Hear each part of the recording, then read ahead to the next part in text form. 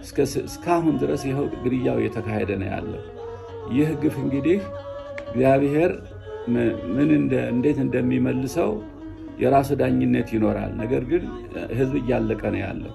ህዝብ እያለቀ ነው ያለው። ክፉኛ እያለቀ እጅግ አዝናለሁ። እስካሁን ድረስ እኔ አፌ ተረጉሞ ተከልክዬ ነው እስካሁን ድረስ ይኸው እየተጨነቅኩ ያለሁት እና አሁን ይህንን ድርጊት ሳያመኝ ቀርቶ አይደለም፣ ሳይሰማኝ ቀርቶ አይደለም። እኔ በውጭ ሀገር እድል ባገኝ ኑሮ እዛ እንደ ልቤ መናገር እችላለሁ እንደናንተ እንደምታደርጉት።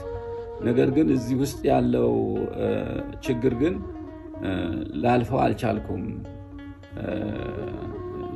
ያዘጋጀሁትን ዝግጅት ሁሉ በየጊዜው እየታገደ ያው እስካሁን ድረስ በስቃይ እኖራለሁኝ እና